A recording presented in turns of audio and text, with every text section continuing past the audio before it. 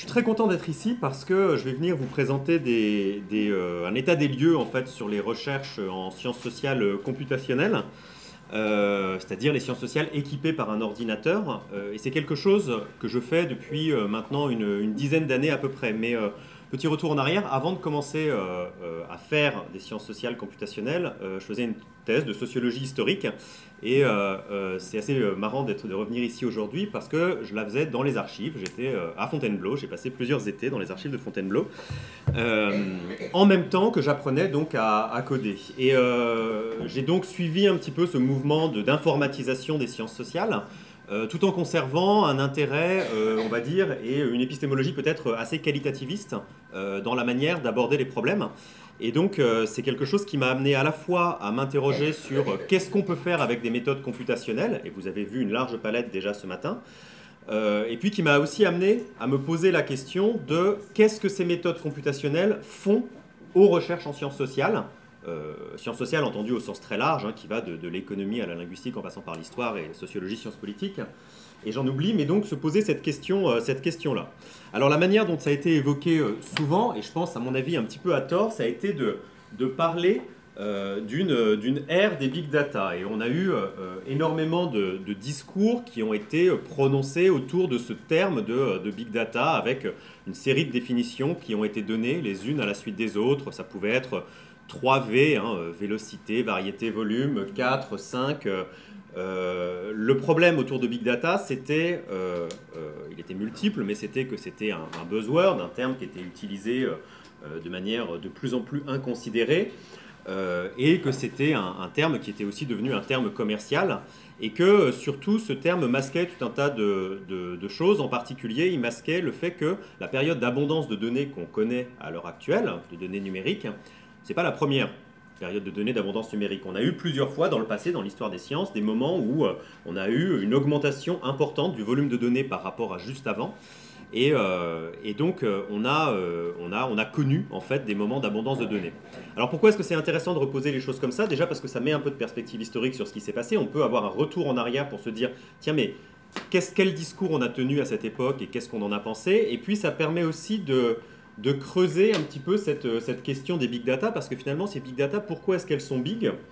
Le critère de big étant assez relatif, et puis aussi, ce dont on s'est rendu compte, c'est que, en particulier dans les sciences sociales, ce qu'on regroupait sous ce terme de big data, c'était souvent des données qui étaient des données, pour certaines très très très massives, mais pour qu'elles soient plus massives que les données du recensement, que les données de l'enquête emploi, etc., il fallait vraiment qu'elles soient très larges, et ce n'était pas toujours le cas. En fait, ce qu'on avait plutôt à notre disposition de plus en plus autour des sciences sociales, c'était des données qui étaient multiples, hein. On avait des données qui pouvaient être des données d'enquête en ligne, des données de déplacement via des capteurs RFID, des données de déplacement via mobile, des données de pratique Internet, etc., etc. Donc on avait une série de données qui avaient des formats différents, mais qui avaient surtout comme point commun d'être toutes, in fine, que ce soit des PDF, des Word, des docs, des images, des sons, qui avaient tout en commun d'être encodées en bas, hein, à la racine, en 1 et en 0, d'être encodées, d'être des données donc numériques. Et donc l'ère actuelle des big data, c'est une ère assez riche en données numériques, qui peuvent être très massives ou qui peuvent être assez petites. Et donc ce que je vais vous présenter aujourd'hui, c'est une série de réflexions sur ce qu'on peut faire autour de ces données qui sont parfois très volumineuses, qui sont parfois pas très volumineuses, mais qu'on a besoin de manipuler, qu'un ordinateur peut manipuler. Projet que j'ai mené, projet que d'autres personnes ont mené, en se posant la question de savoir ce que ça fait aux sciences sociales. Voilà, alors ce que je vais faire, je vais d'abord essayer de vous montrer les opportunités et les déplacements induits par le développement de ces sciences sociales computationnelles. Computationnelles pourquoi? Parce qu'en fait c'est un ordinateur qui va les utiliser, qui va traiter ces données.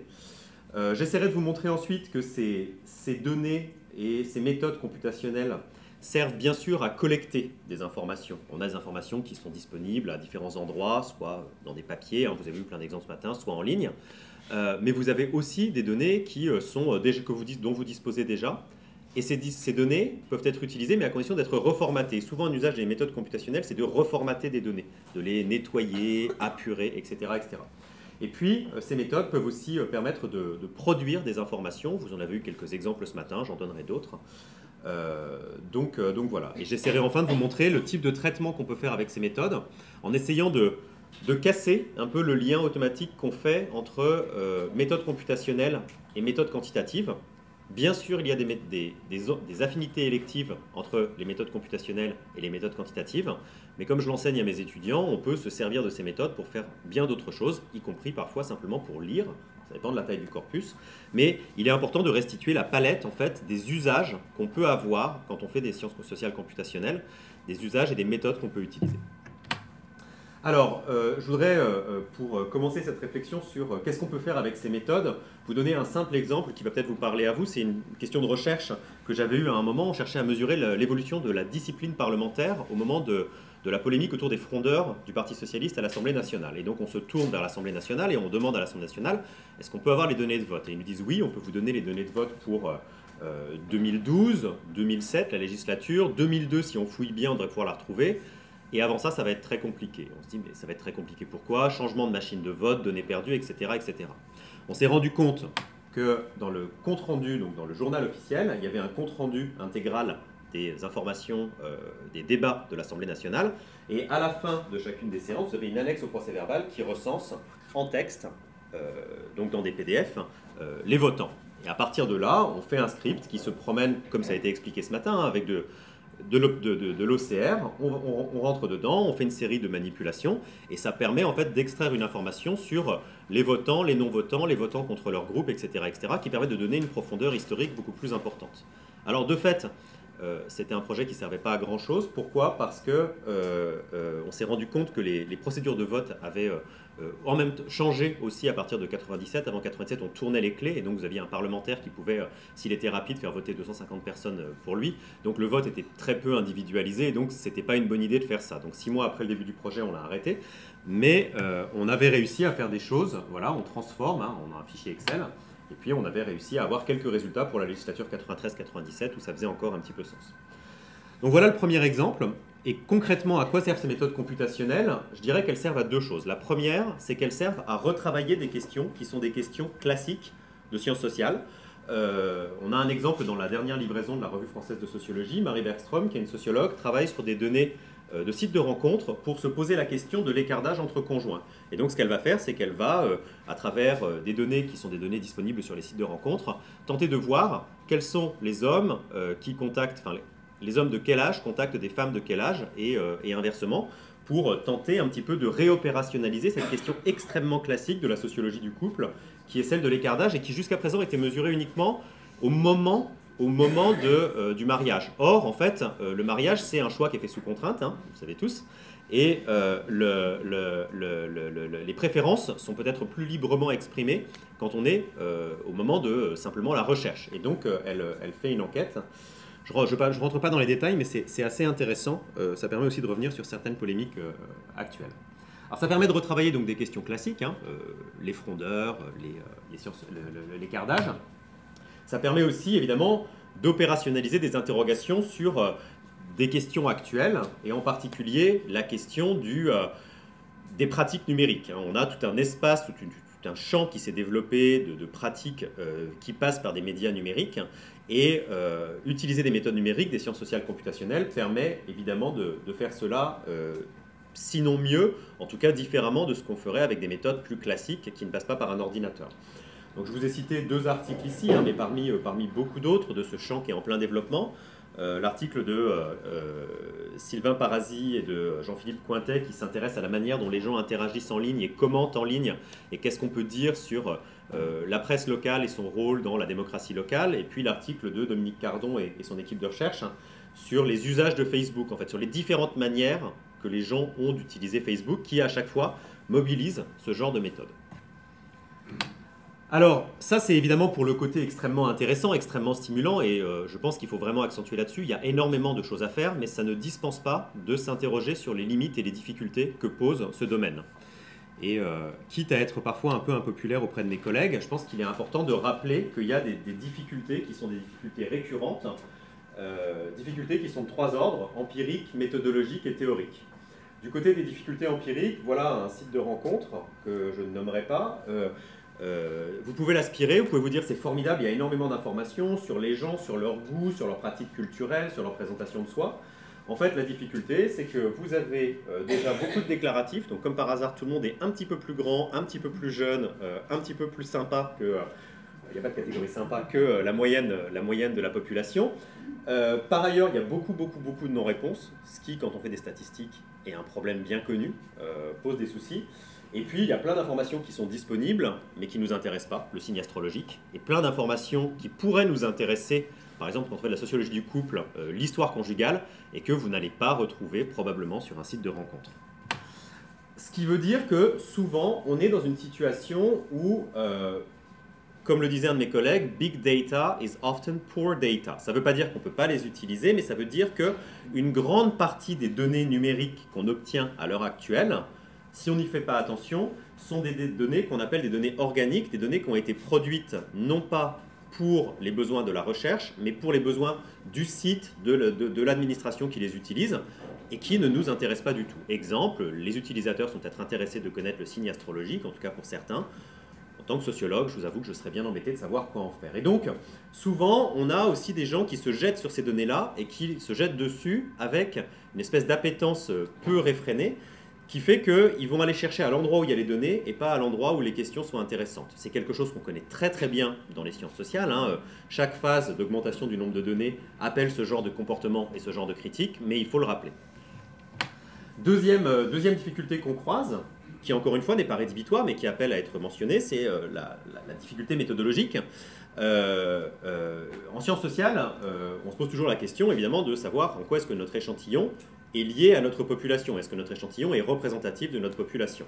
Une des promesses des méthodes computationnelles, c'était que si on pouvait écrire un script qui collecte en quelques instants l'intégralité de la population, on a en fait plus cette question de la représentativité.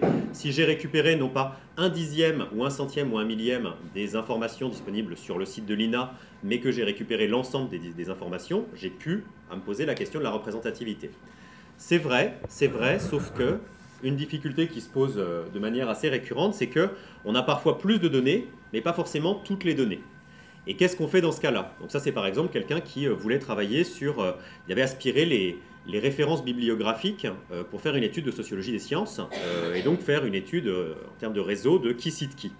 Et il n'avait pas récupéré toutes les données, il avait récupéré par contre beaucoup plus de données que toutes les enquêtes permettent de récupérer d'habitude. Sauf que il n'avait pas récupéré tout un tas de références qui étaient indexées non pas en fin d'article, mais en note de bas de page. Et donc, ce qui m'expliquait, c'est que c'est pas grave parce que j'ai perdu 30%, mais 30%, ça fait toujours beaucoup plus de données que ce que toi, tu aurais réussi à avoir normalement. Je dis oui, c'est vrai, mais en fait, les types de revues qui mettent leurs références en note de bas de page ne sont pas du tout les mêmes revues qui mettent leurs références en fin d'article, et donc tu as probablement perdu toute l'histoire en faisant ça.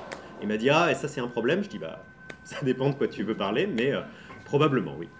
Donc, il faut bien avoir conscience que parfois, on a plus de données, mais qu'on a plus d'incertitudes par rapport à la taille de l'échantillon. Et que ça, c'est évidemment pas la taille de l'échantillon, le lien entre l'échantillon et la population. Et que ça, c'est un vrai problème qui a bien été montré dans les années 1930. Je ne sais pas si vous connaissez l'histoire de Gallup. George Gallup, c'est cette jeune personne qui va promouvoir une nouvelle technique, les sondages. Et Gallup, en fait, va prédire la réélection de Roosevelt face à Landon sur la base d'un échantillon raisonné de 10 000 personnes.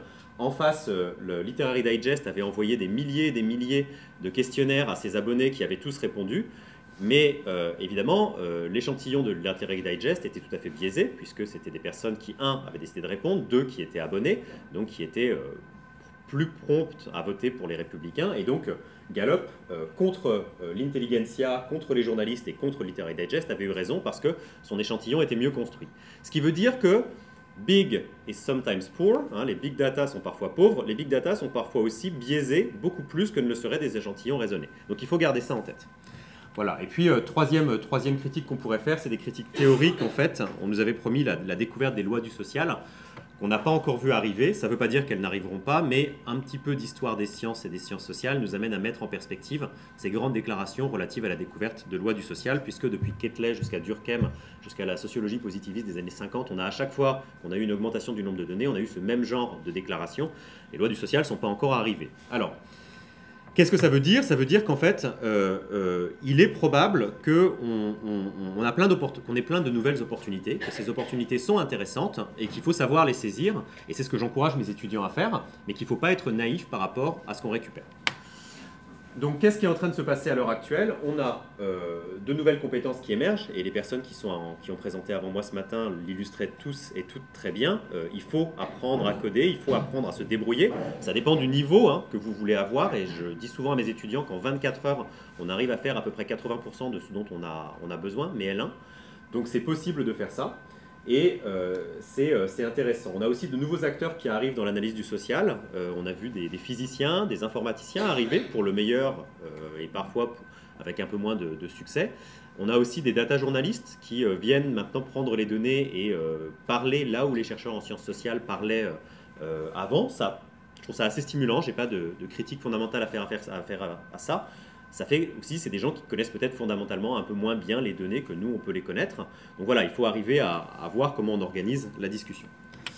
Ça pose des questions relatives à l'accès et à la conservation des données, parce qu'on est dans une phase d'abondance de données, mais les données ne sont plus, à l'heure actuelle, ou de moins en moins possédées par nous. En tout cas, sur les données contemporaines, c'est des données qui sont possédées par des entreprises privées. Et ça pose évidemment d'énormes problèmes, parce qu'on n'arrive pas à y accéder. Ça pose aussi des problèmes relatifs à la protection des individus. Assez rapidement, on a des données très granulaires sur les personnes, et donc il faut être attentif à ça. Et puis ça permet ça invite le développement de nouvelles méthodes quantitatives. Je vais y revenir dans un instant. Toutes les méthodes sont possibles, mais il y a des affinités électives entre le quantitatif et le machine learning. Alors voilà pour les grands enjeux un peu théoriques et réflexifs. Je voulais maintenant, dans un deuxième temps, présenter quelques exemples de ce qu'on peut faire avec ces méthodes à différents niveaux. Il y en a qui sont plus ou moins avancés. Vous avez vu des choses très très avancées ce matin.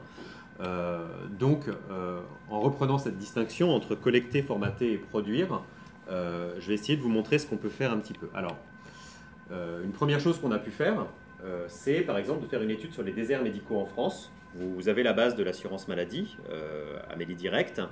Vous faites quelque chose d'illégal, vous l'aspirez, vous n'avez pas le droit de le faire. Ensuite, vous prenez les adresses qui sont données, pas les noms des médecins, seulement les adresses. C'est un tout petit peu moins illégal. Et vous pouvez ensuite les projeter. Et donc là, vous avez les médecins généralistes à Saint-Denis. Et puis ici, c'est le 16e arrondissement. Et comme vous avez collecté ça à toute vitesse et que vous avez géocodé, vous pouvez faire toute la France en fait en l'espace d'un après-midi. C'est marrant, le 16e arrondissement, vous voyez bien les frontières de l'arrondissement se dessiner. Ce n'est pas le cas pour Saint-Denis. Donc ça, c'est encore un autre exemple. Mais surtout, je crois ce qu'il est important de se dire, et on l'a un peu vu ce matin, c'est que beaucoup de l'usage de ces méthodes, c'est pour formater. C'est que souvent, vos données, elles existent. Elles sont en open data. Elles sont sur une base de données que vous possédez, que votre service possède, que vous pouvez vous procurer. C'est des bases de données commerciales sur lesquelles vous avez réussi à mettre la main. Vous avez beaucoup de données dans ce format-là, mais elles ne sont pas au bon format, elles ne sont pas bien formatées. L'usage en fait, des méthodes numériques, ça va être de transformer ces données et d'arriver à les reformater de manière à ce que vous puissiez ensuite faire ce que vous voulez avec, c'est-à-dire soit les archiver, faire des statistiques, les regarder, etc. etc.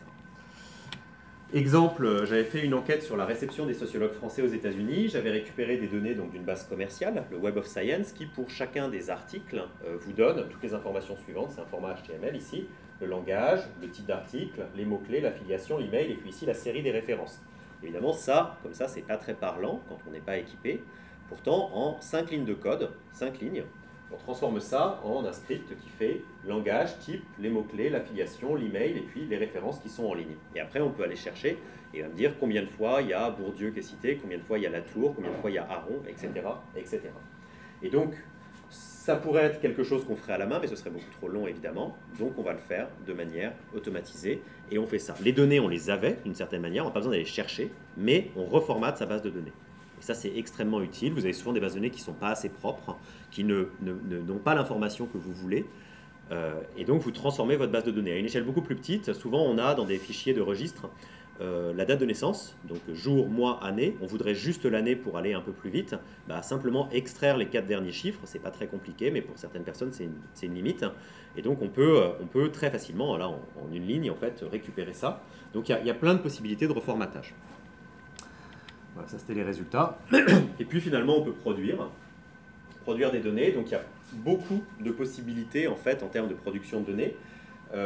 On peut par exemple utiliser des plateformes numériques, et je vous en montrerai une dans un instant, pour faire ce qu'on appelle du crowdsourcing, ce que je préfère appeler de la science participative. Vous proposez à des gens de travailler avec vous et de participer à l'enrichissement. Et donc, que ce soit l'astronomie ou l'archéologie, il y a beaucoup de travaux qui ont été faits qui permettaient et qui ont fait avancer les chercheurs, en fait, en disant déléguons un peu à des gens intéressés la possibilité d'annoter du texte, de localiser des archives, de localiser des monuments historiques, de voir des...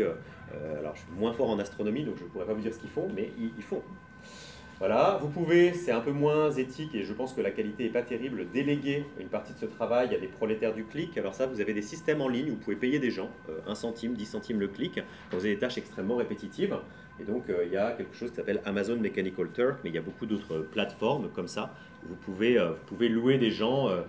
Voilà, je trouve ça assez douteux comme pratique, mais ça existe. Vous pouvez produire des données en faisant des expériences sur les réseaux sociaux. En fait, le numérique permet de plus en plus d'apporter un renouveau à cette idée de l'expérience comme méthode. Là, c'est des collègues qui ont tenté de savoir ce que ça faisait quand on est exposé à des opinions contraires sur Twitter. Est-ce qu'on est plus ou moins polarisé? Et la réponse, c'est pas évident. Et puis, évidemment, vous avez, c'est souvent le cas, vous avez les promesses du machine learning. Puisque, on l'a vu ce matin, en fait, avec le machine learning, vous pouvez étiqueter et produire des données dont on espère qu'elles seront utiles. Alors l'exemple de l'INA dont on a beaucoup parlé, c'est l'exemple de la détection des voix d'hommes et de femmes, qui est un exemple à mon avis remarquable de comment est-ce qu'on se pose une question sur l'évolution des rôles de genre, alors là pas dans les rôles, mais simplement de la place donnée au genre dans les médias. Bon voilà, ça c'est typiquement une tâche de production de données qu'on peut faire. Alors peut-être encore une minute pour vous présenter les types de traitements qu'on peut faire. J'insiste beaucoup là-dessus parce que c'est vraiment important de se dire ça, les données numériques sont avant tout une source. Et donc, vous pouvez avoir tous les types de traitements envisageables. Vous pouvez archiver des données. J'ai des étudiants, par exemple, qui travaillent avec des données qui sont mises en ligne sur un site internet. Et puis, un jour, le site internet, le modérateur ou le développeur change, le site change et les données sont plus accessibles. Ils disent « Oh, ma thèse !» Vous voyez, non, en fait, si on avait fait une simple aspiration toute bête, régulière, comme ça, on aurait récupéré les données. Donc on peut prendre les données et les archiver. On peut lire des données. Par exemple, avec mes étudiants, quand on travaillait sur les frondeurs, on avait fait un script qui allait chercher dans toute la presse toutes les occurrences de frondeurs. Et on avait sorti un corpus de, je sais plus, 500 articles qu'on s'est divisé. 500 articles, on peut les lire. Si on avait eu 500 000, évidemment, on ne l'aurait pas fait. Mais on peut aussi les lire. Et donc on peut réinvestir ça avec nos outils un peu classiques, mais en faisant des recherches beaucoup plus focalisées. On peut évidemment visualiser des données, les apparier à d'autres bases de données pour les enrichir, et puis on peut faire des statistiques. Mais c'est pas du tout nécessaire. Il y a évidemment une sorte d'affinité élective, mais c'est pas du tout nécessaire. Et puis il y a le machine learning. Alors, je ne vais pas m'attarder sur le machine learning, je vais juste vous dire une chose en fait sur ce que c'est, puisqu'on en a beaucoup parlé, c'est l'idée que vous allez programmer des robots qui sont disposés à apprendre. En fait, ils ont cette flexibilité qui leur permet d'apprendre. Donc, ce que vous allez faire, c'est que vous allez leur donner la possibilité d'apprendre progressivement à mesure qu'on leur présente des exemples. Et ensuite, on leur dit ça c'est bien, ça c'est pas bien. Donc ça, c'est la définition la plus générale et générique qu'on peut en donner. Et pourquoi est-ce que c'est intéressant pour nous? On l'a encore vu plein de fois ce matin avec les exemples. C'est que si vous présentez suffisamment de voix d'hommes et de femmes, ils vont reconnaître il y a un timbre d'homme, un timbre de femme. Et à partir de là, on peut annoter des données. Alors un projet que j'avance un petit peu pour gagner du temps. Un projet que j'ai en ce moment, que je viens de lancer, qui s'appelle Cacopole, catégoriser le commentaire politique. S'il y a des hellénistes dans la salle, ils verront aussi qu'il y a une autre signification. Le projet Cacopole, c'est d'étudier les formes du commentaire politique et les transformations du commentaire politique contemporain. Et on part de l'idée que la manière dont on parle de la politique, dont les journalistes parlent de la politique, a beaucoup changé et que certains schèmes se sont développés. Donc ce n'est pas des mots qui nous intéressent, on ne veut pas voir les thèmes, on ne veut pas voir de la sémantique. Ce qui nous intéresse vraiment, c'est des espèces de structures. Exemple, on pense qu'il y a deux schèmes qui se sont beaucoup développés dans le journalisme français depuis une trentaine d'années. C'est le schème de ce que vous pourrez appeler la course de petits chevaux, c'est-à-dire on parle de la politique comme étant une lutte, une stratégie sous la forme d'un rapport de force. Et donc on a de plus en plus de descriptions de la politique.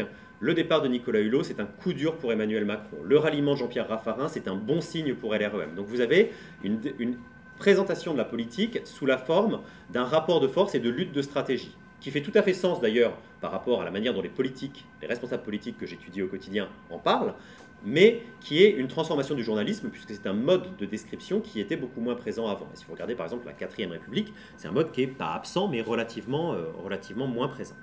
Autre possibilité, la prophétie. C'est le ralliement de Jean-Pierre Raffarin va faire du bien au sondage, quelque chose comme ça. Donc vous avez toute une série en fait de choses qui ne peuvent pas être étiquetées simplement avec des mots, parce qu'un mot en fait ne permettra pas de voir ça, mais qui sont des régularités, des structures sémantiques qu'on espère pouvoir taguer et repérer. Alors voilà, hein, le projet c'est ça en fait, on a récupéré des centaines et des centaines d'éditoriaux politiques et on sollicite ensuite des gens, alors on ne sait pas encore comment et qui les solliciter, mais sollicite des gens pour étiqueter. Donc là par exemple on a, ça constitue un obstacle redoutable sur le chemin présidentiel, course de petits chevaux, enfin commentaire sportif, vous voyez. Il est évident que cette polémique va prendre de l'importance, coupe cet élan, prophétie. Voilà, et donc on peut faire ça, et on sait probablement que si on arrive à annoter suffisamment, on arrivera à reconnaître ensuite ce genre de schème, même avec des graphies, des graphies différentes, des structures un petit peu différentes, dans d'autres choses, et donc on pourra retourner dans le passé et tenter de voir la présence, l'évolution de ces schèmes. Donc c'est ce qu'on fait, en ce moment. Je rajouterai le lien sur les slides que je vais mettre en ligne. Mais voilà, on peut aussi produire des données avec ces méthodes computationnelles. Je conclus juste en disant une chose qui est un détour par l'histoire que je trouve intéressant, qui est quand je travaillais sur qu'est-ce qui est en train de se passer, j'ai trouvé cette phrase et je la trouve assez exemplaire. Parce que la quête humaine du savoir et le travail académique sont entravés par de nombreux obstacles, au premier rang desquels on trouve l'abondance de travaux disponibles. Donc cette phrase qui pourrait sembler être la lamentation d'un historien un peu classique en fait devant l'abondance de données numériques, en fait ne date pas de cette année, ne date pas d'il y a 5, 10 ou 15 ans. Elle a été prononcée au XIVe siècle par Ibn Khaldoun devant l'augmentation de la circulation des manuscrits qui fait que Ibn Khaldoun était bien embêté parce qu'il ne pouvait plus tout lire en fait. Et donc le côté érudit, scholar, il ne pouvait plus faire ça. Qu'est-ce que ça nous dit ça? Ça ne veut pas dire qu'on a encore une vague d'abondance de données comme avant. En fait, par certains aspects, oui, comme avant. Par d'autres aspects, non. Mais que du coup, ça vaut le coup d'avoir un petit recul historique pour savoir que certaines des promesses, certaines des prophéties qui ont été faites ne sont pas des choses qui sont nouvelles, sont des choses qui sont probablement surjouées, surfaites, et puis aussi pour mieux situer ce qui est en train de se passer à l'heure actuelle et comment en fait l'ère actuelle d'abondance, cette nouvelle phase d'abondance de données, qui sont des données numériques, est en train de modifier nos pratiques. Voilà, je vous remercie.